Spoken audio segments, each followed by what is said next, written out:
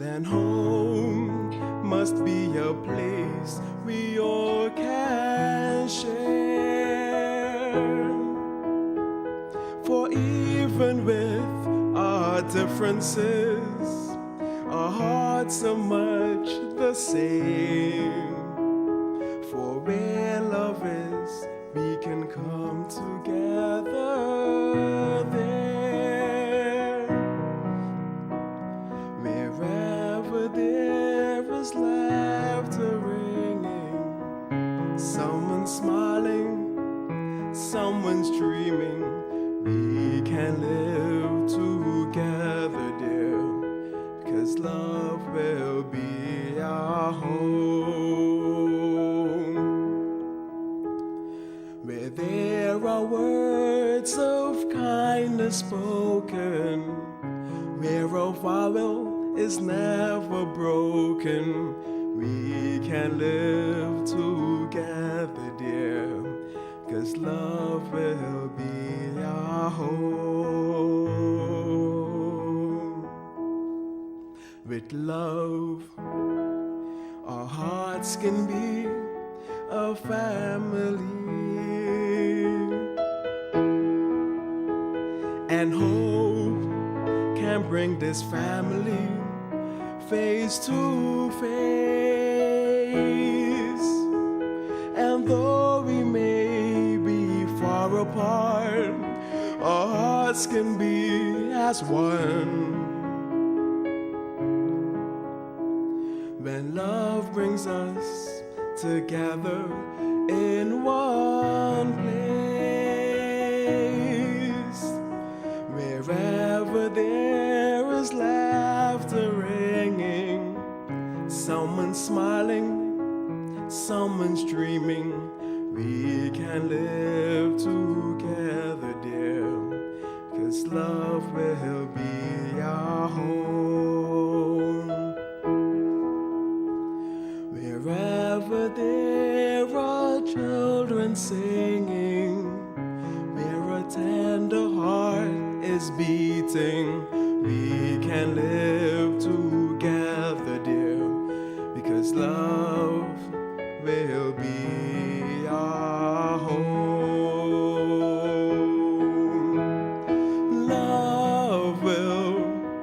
Love will be our home.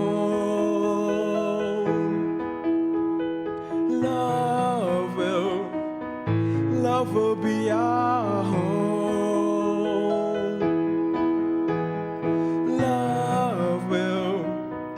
Love will be our home.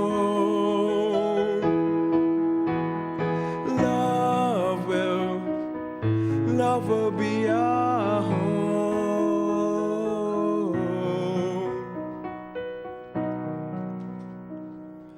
Wherever there is laughter ringing, someone smiling, someone's dreaming, we can live together, dear, because love will be our home.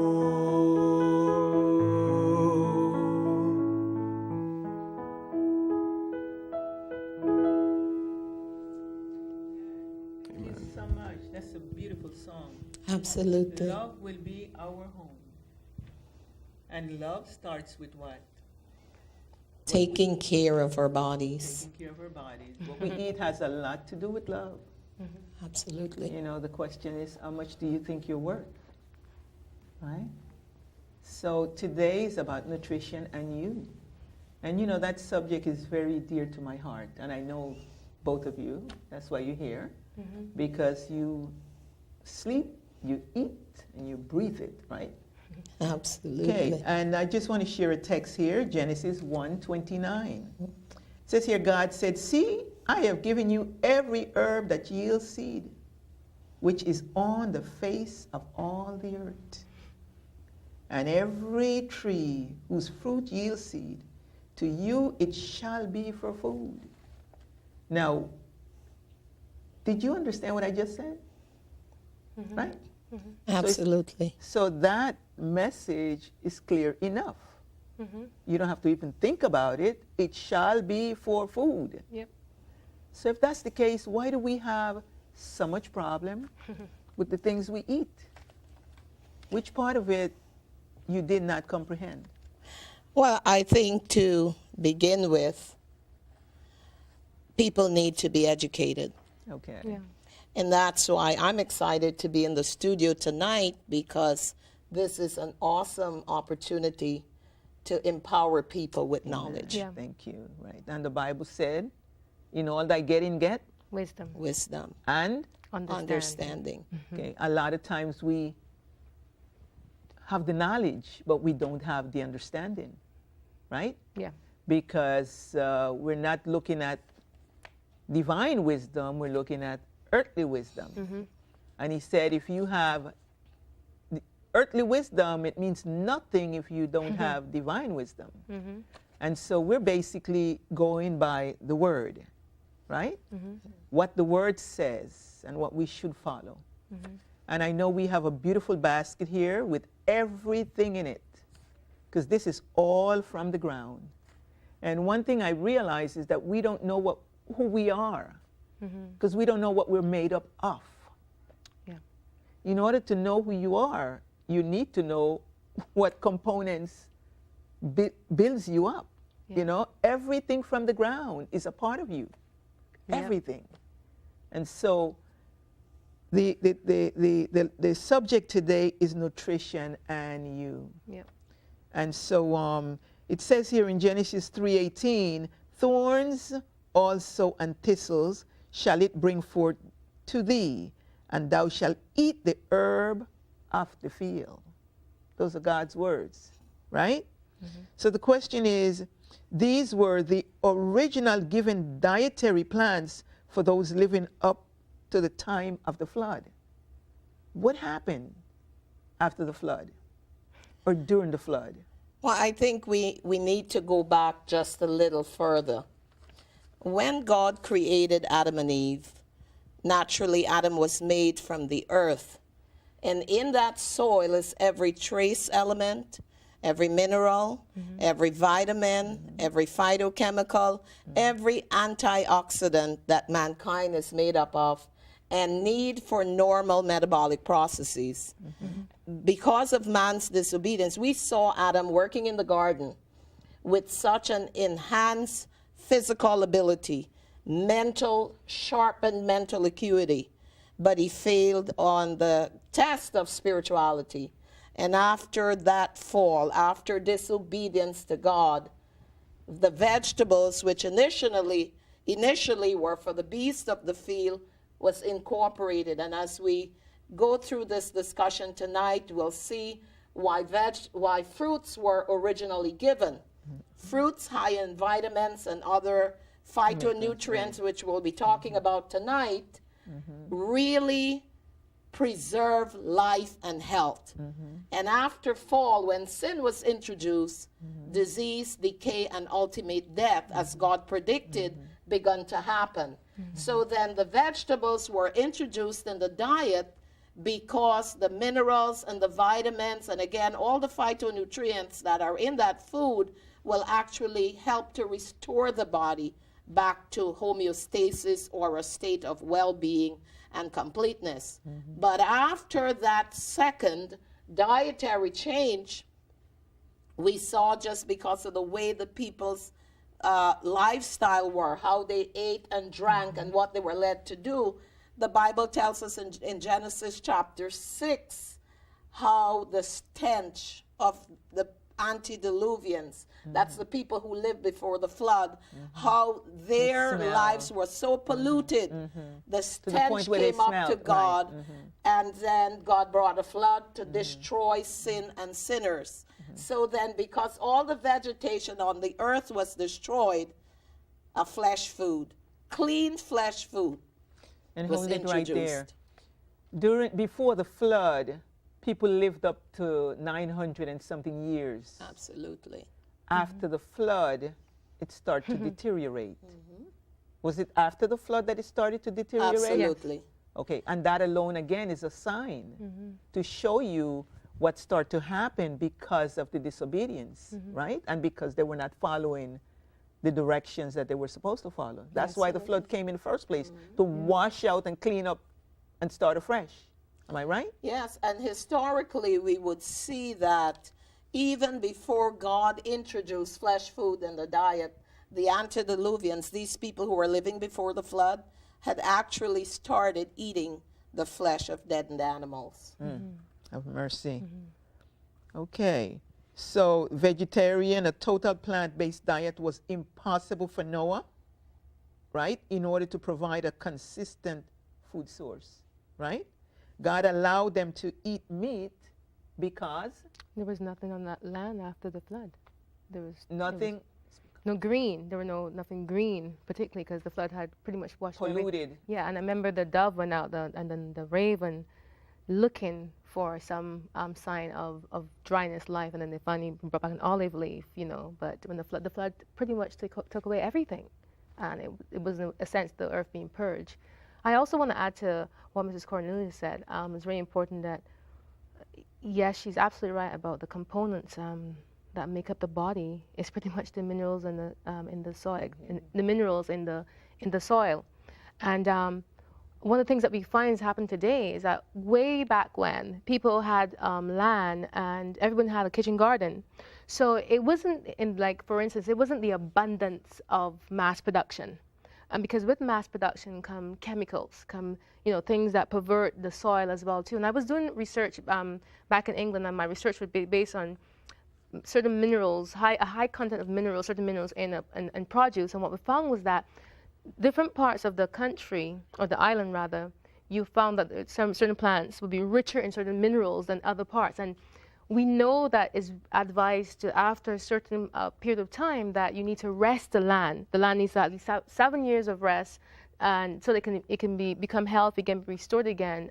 Once that rest has taken place, it becomes enriched again. And we're not having that system because it's a mass production once again. So man's wisdom is failing them, because back in the Bible, you saw that they had 7 years. After a 7-year period, the land was supposed to rest as well too. So they did that in the Bible as well too. Okay. Now, it says here, instead of going into the ark in pairs, was clean animals they went in 7 instead.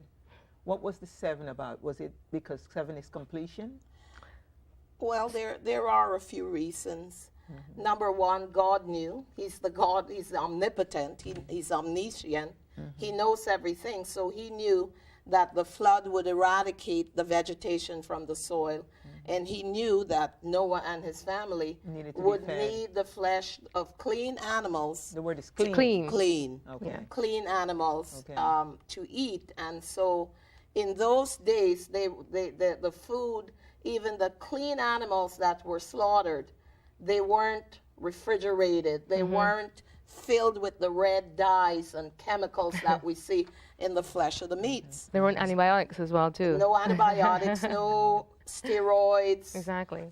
So when they killed the animals, they ate it right away. Right. And there was also a way that they had to prepare it as well too before eating, because remember at that time the Israelites were not supposed to consume anything with blood, because the life was in the blood.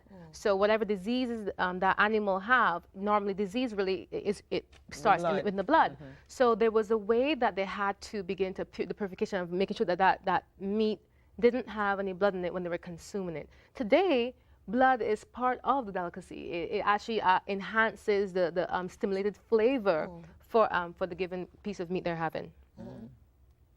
Now, this diet that basically they ate was, I understand, rich in fruits, Yep.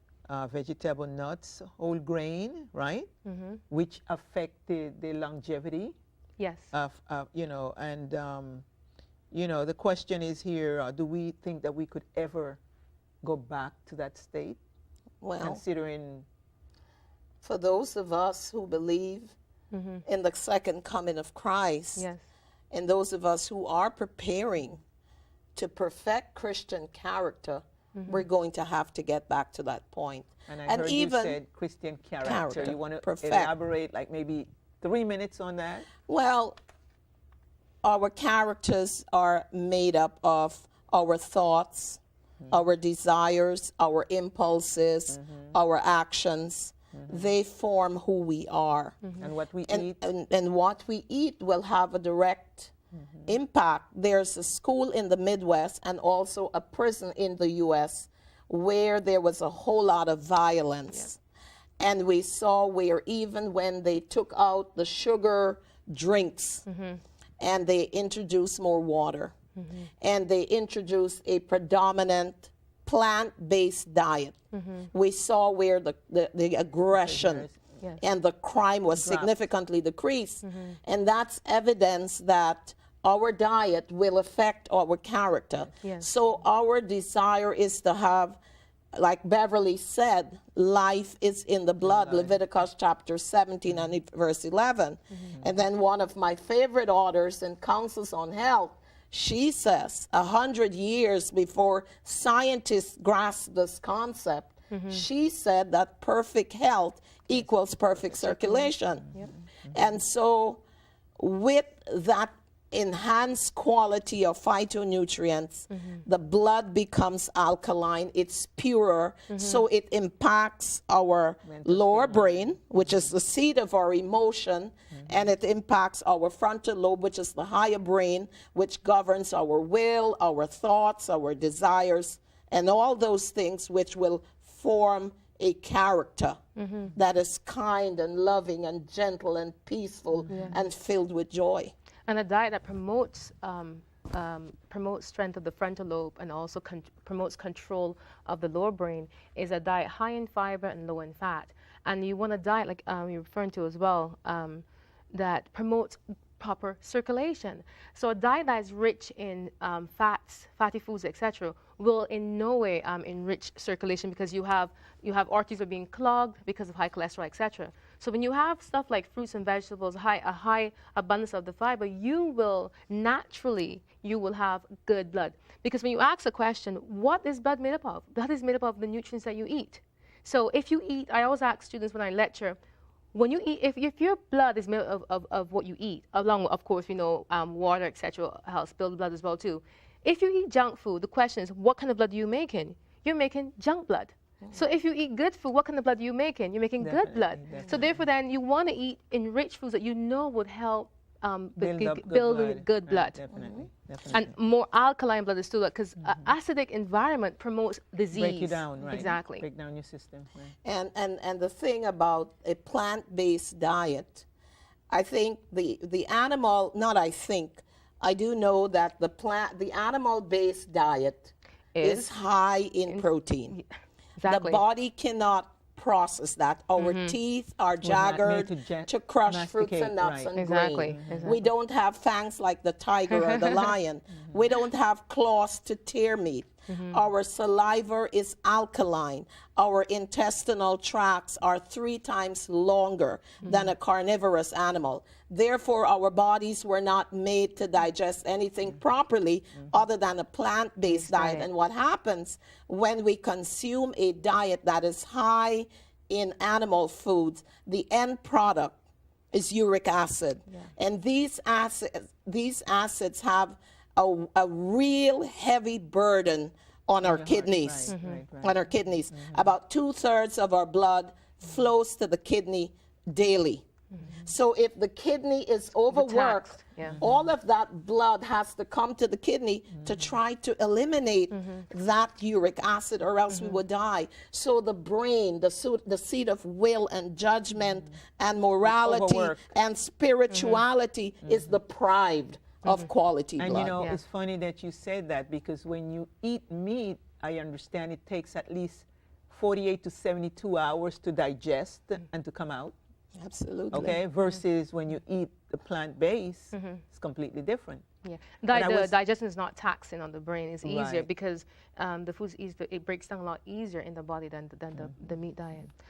Another thing that I understand is if you were to take that same meat that you eat and you put it on the countertop and you leave it there for a day or two, you come back and it's full of baggage. So if that thing is in your system for that long, definitely it's also building baggage.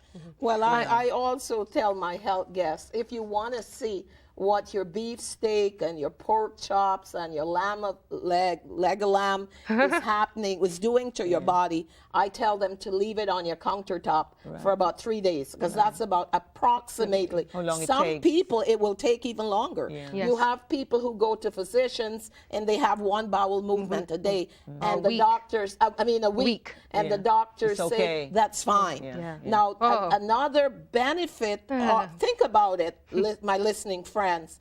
If that waste is not being eliminated, what's happening to it? It's sitting, putrefying. it's putrefying, It's rotting. fermenting, Fermenting. you're producing gas, You're bringing out Toxins. you're destroying your system. bacteria, Yeah. you're in enhancing an overgrowth of yeast Yep. and fungi in your system. Yeah.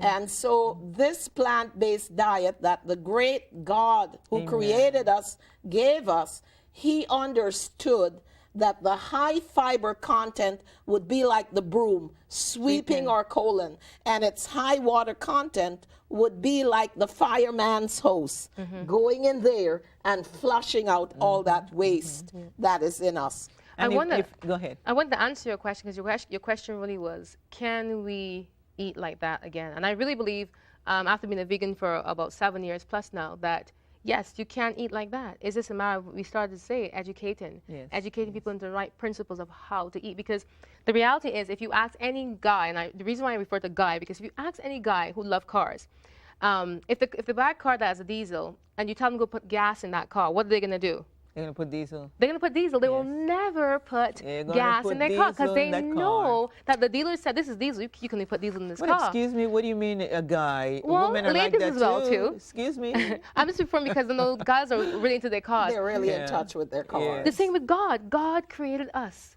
He's the one. He's the one created us. So He knows what is best for our Yes, system. definitely. And we need to recognize. You know what? It is that simple. But he made us. Yes. And made us. that's You what I should want know. to say in my analogy with the car. If you had a Mercedes, you're not bringing that Mercedes to a A Pontiac Jaguar, dealer, yeah, let's say, you know. to tell you what fuel to Yeah. put inside. Exactly. Right back to the God made manufacturer. these bodies. Yeah. Exactly. He knows what is best Yes. to create the kind of energy and well-being in our bodies. And Yes. so that's why he gave us what he knew Yeah. would be best for Yes. us. Yes.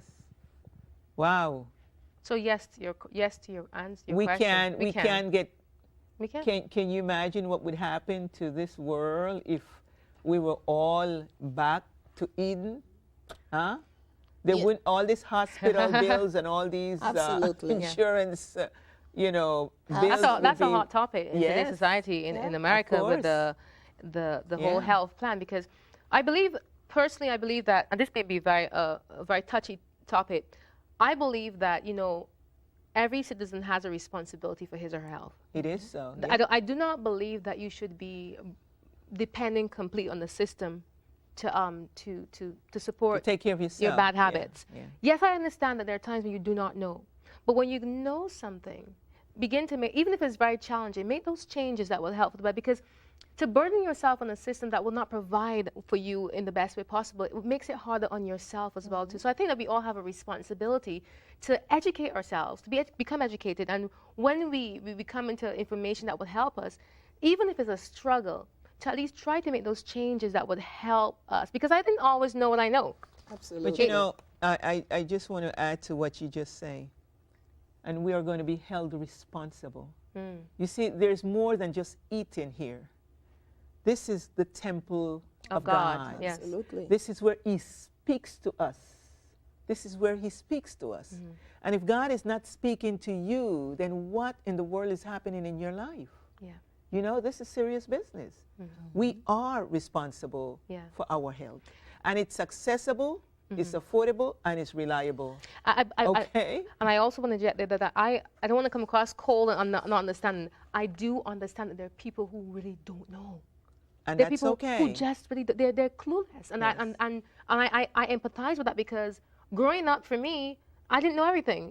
For me, drinking a soda pop and running around crazy, hey, that was cool. But I'm me at 39. I'm more active than that my niece and nephew, I was more active than they are now because they're in an environment, the technologies bringing, indoor environment games, what have you. I was swinging on trees. I was running around. So I was having the outdoor sunshine, fresh air, and we ate more fruits. We ate more local fruits, etc. Because your parents didn't have money to go buying the fast food and stuff you see on the streets, etc. So you ate more fruits and vegetables because of that time I grew up in. Thank the Lord for that. And if you look at the father of medicine, Hippocrates, the Greek physician, he begun this science by saying, let your food be your medicine. Yes. And your medicine, your Be food. Yeah. And this is thousands of years ago. And it still applies. And it still applies. I still believe that. Even if, for those of you who are not believers in Right. God and the Bible, Right. there is there's a significant amount of scientific data. Yep. Today, the American Heart Association, the American Cancer Association, Diabetic. the American Diabetic Association, the American Arthritic Association, all of these powerful health organizations They're are coming to the pleading with realization us, now. Yeah. pleading with us to stop eating the animal-based food. Healthcare is costing taxpayers a mighty sum. Yes. And I know yes, that America right now is probably the biggest nation in the entire world, big in terms of obesity. And, it's a growing nation, a growing population, but they're growing in size. You know what so I understood, They really though? have to, sorry? I understand that the risk just eating meat alone, 45% you will end up with heart problems. You didn't hear me. 45% you will end up with heart problems. That's a big number. Absolutely. It is. And Beverly touched You a know. little bit on it at the beginning of our conversation. Why is it such a risk? Because in order to supply the demands of flesh for the world, they have to stimulate growth. When we were growing up, those We see animals them. grow at They their eat the own grass. natural Oh, yeah. pace. Yes. Today, we're feeding them with foods that are riddled with steroids, and we all know steroids will plump you up. Yes. It's a big issue among athletes today. And once steroids are ingested in the food or injected, whatever route they choose to use, the immune system begins to break down. While the animal becomes huger at a faster rate, the immune system begins to break down. And to alleviate the risk of superinfection in those animals, they must now give them antibiotics. Antibiotics. Yes. That's what I was And gonna I say, also right. want to touch to note that this is a system where you're actually paying people to kill you. You're committing purposeful suicide because they're concerned about making a profit. They're not concerned about your health. At all costs, they must make a profit. They're not thinking about this consumers they're gonna die from all these antibiotics. They're gonna have lots of complications. They're not thinking about. They're thinking, I need to make money. This ends up to me. But you know, Polly said something earlier, and I want to comment on that. I don't care how ignorant you are. We because I did not know a lot of these things, Exactly. but in my heart, I wanted to. Yeah. And because I wanted to, I went out looking for it. Right. Do you understand what I'm trying to say here? A lot of times we know, Polly, but we don't want to take the time to embrace it. Can I just interject? Babe? I think that God puts that Yes, He desire, does. that initiative in He each of our hearts does. to want to do He does. better. He does. Because He loves us and He died Yes. for us and He wants us to have the best. So I believe that God, that what you does. had was Yes. God saying, I want you to have something Yes, better than you're having yes, right yes, now. yes. That's what it really is. Yeah. Yes. You know, before I became a Christian, I modeled and I danced. And my diet consisted of cheese, wine, crackers, Wow. Godiva chocolate, and Pepsi Cola. I drank nothing. So I was preparing my body for cancer. My husband and I have survived cancer. Praise the Lord. We're alive today, first of all, because of the mercy of God, and second of all, because of this Natural wonderful food. food that Yeah. God has given us. Yeah. Yes, yes. And like Beverly, we're very active. We've got hectic schedules, between a granddog and grandsons and work and family life. Yeah. and we are energized. Our day starts at 3 a.m., 4 a.m. Yeah. And we believe that a lot of our energy and what Comes we from what endure you eat. has a lot to do. Yeah. I cannot, to me, the greatest benefit of this lifestyle is my mental clarity. Yes, definitely. Is my mental clarity. I love to have sharp intellect. Yes. I love to have my ears open to hear the Yeah. voice of God speaking to me. Definitely. And I find that whenever my lifestyle becomes funky, Something is Something wrong. is wrong. something is That's wrong. same here. And you see, your body is alerting you that something, is wrong. But our body alert every one of us. We're just not listening. We're not paying attention. And I really believe, though, Dorothy, that a lot of people don't know. And that's why I feel it, I deem it an honor as well as a privilege to have taken an share. interest in this lifestyle. and to follow the initiative that the incentive that came when it first came to you to Yeah. pursue it. Yeah. And it was a strong, a Yeah. passionate desire Yeah. to change the way I eat and to change the way I dress. I And do. to share. And to share. share. I do remember when I first came off of meat. Literally I was going to pursue my medical career, but before even that, I read one chapter of this book, very small book, and it was Meat on the Menu Who Needs It. After that, reading that one chapter, no one could convince me to have meat. I looked at my cousin, I said to her, that's it, I want more meat. She's like, what? Are you crazy? She said, I said, no, I don't want any more meat. And from that time on, I have not desired it. And one of the things I have to say, when I tell people I'm 39, I mean, I literally would I would ask my ID.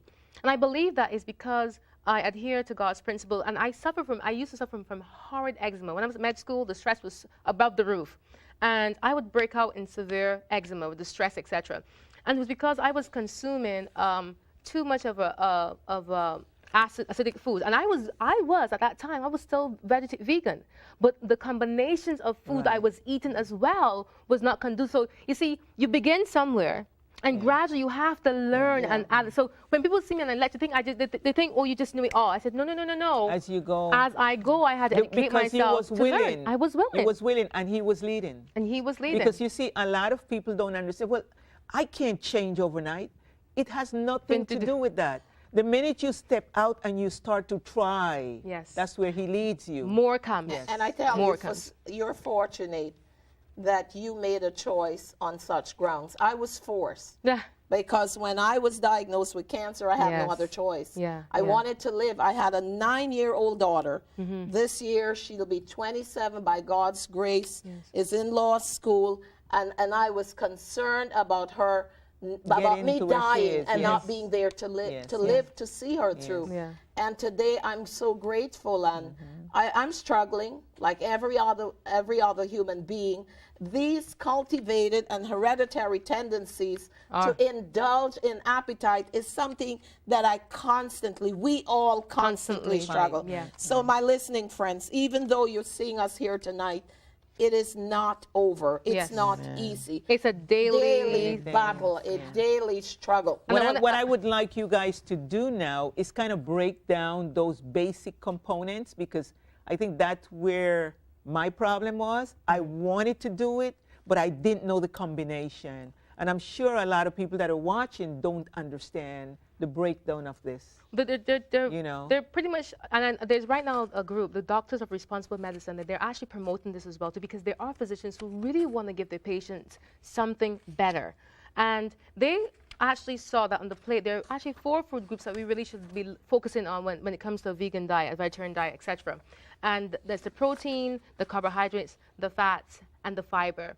And I want to tell anyone. What about the minerals? The and minerals the and the vitamins, they come out of the foods that you eat as well. So and as Mr. Cornelius was saying, we were made from the dust of the ground. And it is in the dust of the ground, the dirt of the ground, that these minerals are. So and the funny thing is, I was doing my research, if there's a lack of calcium or phosphorus or iron in the ground, whatever is grown in that plant, produce is grown in that ground, it will have a deficiency in that particular food. Right. So that's why it's good to have, when people who are growing, that the soil is enriched, that what you grow from that soil would be enriched as well too. And what they realize is that, doctors realize that to get good health, a proper diet for good health is high fiber, low fat diet. And what a high fiber, low fat diet pretty much is, think of your dinner plate. half your plate should always be Salad. fiber, salad, your fruit, your greens, your vegetables. Half of the plate in every meal should be fiber. Then you have a quarter of the plate, the protein, and a quarter starch. And you can get these from a variety of different combinations of foods that you have here as well too. So what is starch in what we have here? What is considered starch? I would say that I would show you, for instance, the potato. That's Potato starch. is high in starch. We also have the carrot has starch as well too. When you think of starch, you want to think things. People always think, oh, well, bread. I want to let people know that bread is not the end and beginning of it all. You can have breakfast without having bread. Instead of having the bread, you can have potato. And I would recommend sweet potato because it's higher in fiber. It has a lot in and there. if you're going to have the Beta-carotene. beta-carotene, vitamin A, which is beta-carotene, very good as well too. High in antioxidants. High in antioxidants. And if you're going to have the English potato, try as best you can to have with the skin on. And the red. And the red, Red one instead of the white Because of one. the color. No, it's actually richer Okay, in the skin. nutrients. Okay, go ahead. And so we have here, the first rule is we shouldn't combine fruits and vegetables. Yes. Right. Because the digestive process and time varies. Fruits have a tendency to be higher in water content and lower in fiber compared to vegetables. So because of the high water content of the fruits, they are digested much faster. Vegetables are a little slower, it's bulkier. But I understand that the fruits also clean you out while the vegetable heal you. Yes. Here. So, right. And so the rule of thumb then is to separate them in two different meals. And of course, the more colorful your plate is, the healthier your fiber is. And the yummier it is. And of course, we have a category of what is called fruit vegetable here. We have cucumbers, we have avocado, and what else? I'm not sure what's in Dottie and Beverly's basket, but You call it they some are things. called fruit vegetables, and they can go on either side of Right, on the whether plate, it's a right. fruit meal or a vegetable meal. And you know, we have become so sophisticated, Miss John. We think that you need a recipe book. How do I prepare this food? I recommend, you know, the majority of imagination, right? red foods. And I say the same person who taught us to prepare fried chicken, to prepare escovitch fish, to prepare a chop of lamb, leg of lamb, it's the same person thing, who will teach yeah. us to eat this. Yes. And I say the simplest way to eat is to eat it just raw. go to the natural Exactly. foods. That's a very good, interesting point because, you know, people always talk about they're going to squeeze the orange and drink. They just say, look, just give me the orange. Yeah, Give me the eat the entire, fiber. give me the orange. Why bother cut and peel and all peel that and crazy juice? stuff. I'm like, no. Give me the orange. There are times when juicing is necessary, but I would not recommend people to go for a long-term juicing for the diet because after a while your body and your stomach is used to the parasite shrinks. motion to be able to digest the food. Yeah. So by continuing having juices, it can actually those muscles not being worked. So then you're paralyzing Yes, that muscle in Put there it as to well. sleep. Pretty much. So juicing has its place. Right. And but I said to people, if you can eat it, eat it. Eat it. Eat it. I also want to comment here on the cabbage, the broccoli. Yes. They are part of what is called the cruciferous family. They are high in what zap cancerous cells. Each day, our bodies are producing hundreds of cancerous cells. The person who comes down with cancer, their immune system is suppressed. And so we have broccoli, we have cabbage, green and red, we have Brussels sprouts, we have asparagus, Yes. we have cauliflower, Yes. we have kale. And all those things, they're in the same category. If I say the cruciferous vegetables, Yes. the same category, I call them the king of the vegetable vegetables, kingdoms. yeah. And then in the fruit family, we have berries, Yes. which are Yes, berries. very, very powerful antioxidants. Very good for the heart as well Remember, too. you're on the air, so call in if you have any questions. These are the experts here. I want to also add to what Mrs. Cornelius was saying. Now, these very same cruciferous vegetables, I like to have broccoli raw. I like to have because I pretty much like to have a high raw diet. But if you have a thyroid problem like hypothyroidism, I would tell people not to have them raw, because after a while it can actually suppress the thyroid gland. So beware if you have a thyroid problem. You steam it. You steam it lightly, etc. And I would not promote having broccoli, cruciferous family, raw at all times. So be very careful with the thyroid. And that's because of the enzymatic structure. Sometimes it becomes very harsh on the system during digestion. Yeah. So when you pour some hot water, you don't have to steam it, just boil your water, add a little bit of And let it sit sea there for a couple of salt. minutes, right. You wash it real well with your sea salt and your lime juice, lemon juice. And then when your water comes to a boiling point, you turn your fire off and you put your vegetables inside to sit, and then you transfer it to your colander to strain it. Then you are preparing the enzymes and the nutrition that is in the cruciferous vegetables that the body can easier digest. I also want And by the way, Polly's also by trade, she's a nurse. So my question to you though is, how come a lot of nurses don't know all these things? Well, you see, unfortunately, and I have a tremendous respect for physicians and people in the healthcare, but like every other person, we're misled. Yeah. And unfortunately, our medical system is not really geared towards keeping Healing. people healthy. Healing, yes. We're geared to treating symptoms. Right, And what we do, the medications and the various modalities of treatment, we suppress the immune system. Some of my we, friends- we nurture, we just want to destroy or suppress or hide the symptoms. Right. But we need to get to the root matter. The problem, And the right. root matter is unhealthy blood Yes. that's clogging Pure our circulation. system. It's our lymphatic systems that are clogged, that are not draining the bad waste blood, from the metabolic processes. So a lot of our nurses and physicians,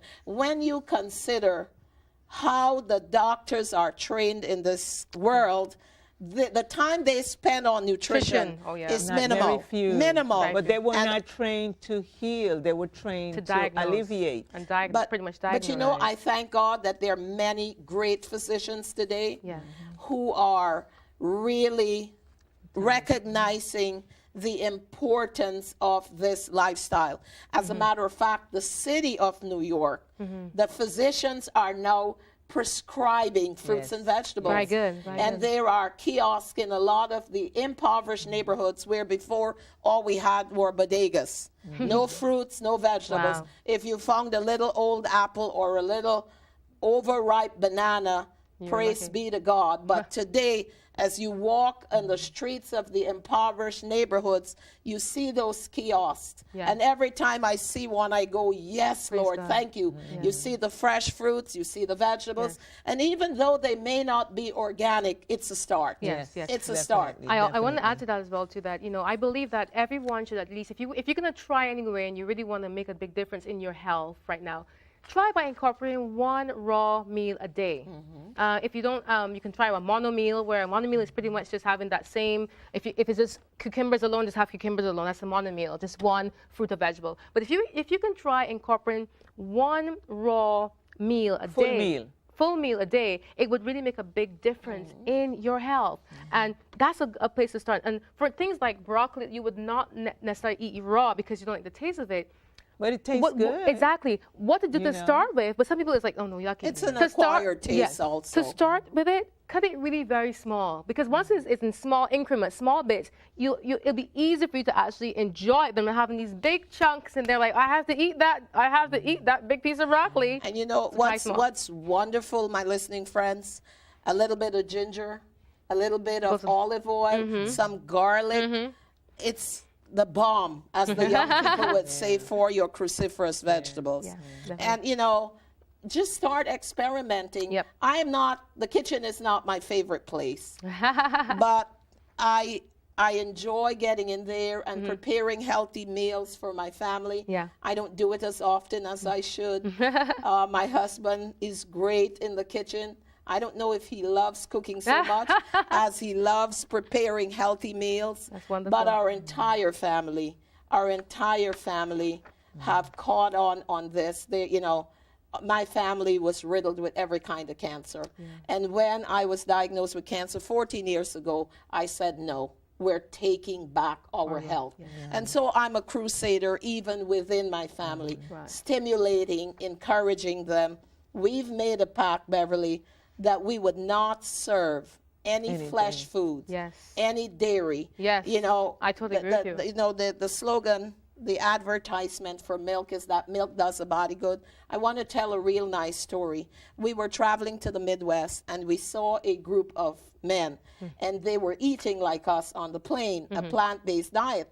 So, you know, we thought maybe they were Christians or whatever.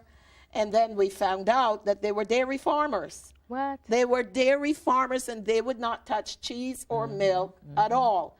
And because they knew that in that food was something called whey, W-H-E-Y, which is a very highly toxic, foul-smelling, green substance that is so toxic that if those dairy farmers dump a certain amount on their soil, the environmental organization, protection agency will actually find them. But we can put whey in our bodies. I say, my listening friends, no way, way. I totally agree with you. We've got No to way, get back. way. I No like that. way, way. Also, Okay, casein as well too. Let's talk Casein. about fats. Okay, we talked about carbohydrates and proteins. Right? And I just Enzyme want to fats. piggyback on proteins. People get so anxious about where am I going to get my proteins from? Proteins, anything that is green is alive. Yes. Protein is life, it is energy, it is power. A plant-based diet is not deficient of protein. You know, you can get them from your legumes, your beans, your lentils, your nuts. It's not just soy. Exactly. People believe because I'm vegan that all I have for protein is soy. I said no. It's more than soy. Almond nuts as well too, and the lentils, the beans, lost kidney beans. They said they're high. You need protein. fats because fats basically, I understand, that's one of the form of energy. So it's your fuel. Basically, it's the fuel for your body. So you need fat. You'll get your fat from your avocados, from coconut, from your nuts, your seeds, from your olives. So again, the food, the animal, there's only one thing that plant-based eaters are concerned about today, and that's vitamin B12. And that's only, the thing is, people are so concerned about it, but it's a very minute amount of vitamin B12 that the body needs. And actually, when you have when you have the recommended amount, it actually takes years before it's depleted. In your body. The body has the ability to store 20 years B12. And I believe, Beverly, this God who created us could never I'm happy you said given, that. I'm happy you said that. You know, that's when exactly what I believe.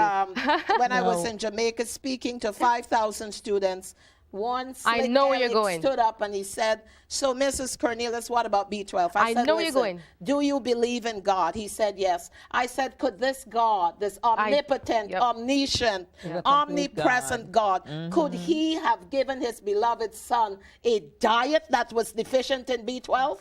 When God knew that B12 would impact Adam's mind, the place where he would worship and obey God, I believe somewhere out there in the plant-based kingdom, there is B12. Yeah, you know, I always get that question. I get when I'm lecturing, I get the protein question, and also comes the B12. The B12. And the thought comes to my mind as well too. Why would God recommend a plant-based diet to begin with, if it's and not have a source of B12 in there somehow? Because B12 is really very important for the body. Yeah. And don't misunderstand us. We're not saying not to have your B12. We're just saying that don't think that God, the creator of heaven and earth, will not have it in some way. I mean, because of that one item, you don't embrace nothing else? That don't make sense. And again, if our bodies, most of us who've eaten meat all our lives, we have the ability to store that B12. And then the intrinsic and the extrinsic factors in our intestinal tract, they produce some degree of B12. And that's why in the early mornings, don't brush your teeth, don't wash eat your mouth out. Drink that it. lemon juice with a little bit of water so that you retain the B12 that was system. produced The night in the body and is stored in the mouth overnight. Now, another question here is, where is cholesterol found? Ooh, cholesterol is If it's only not- found in animal products. So God Okay. knew the problem with cholesterol, triglyceride, and that's why he gave us a plant-based diet. Yeah. Okay. Yeah. So right now, I would like to thank you guys for, wow, it's a lot of information. We didn't get a call, but there's a number at the bottom of this show. You can call later on and ask any question you want, and we will answer you. Now, we're going to still have Mr. Caleb. He's going to grace us with another song. What's the name of this song? I dreamed I went to heaven. I dream. I went to heaven. Wow, okay, go ahead. I dream I went to heaven. Wow.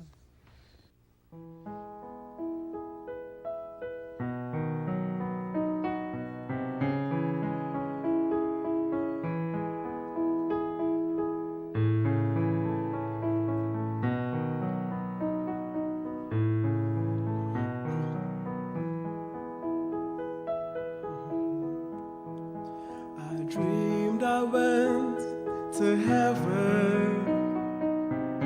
You were there with me. We walked upon the streets of gold beside the crystal seas. And I heard the angels singing, and someone called your name. I turned and saw this young man, and he was smiling as he came. And he said, "Friend, you may not know me now." And then he said, "But wait, you used to teach my Sunday school when I was only 8. And every week you would say a prayer before the class would start. And one day when you said that prayer, I asked Jesus in my heart. Thank you for giving to the Lord. I am alive, that was changed. Thank you for giving to the Lord. I am so glad you gave. Then another man stood before you. He said, "Remember the time a missionary came to your church. His pictures made you cry. You didn't have much money, but you gave it anyway. Jesus took that gift you gave. That's why I'm singing here today. Thank you for giving to the Lord. I am alive, that was changed. Thank you for giving to the Lord. I am so glad you gave. One by one they came, as far as the eyes can see. Each one somehow touched by your generosity. The little things that you've done, sacrifices you've made,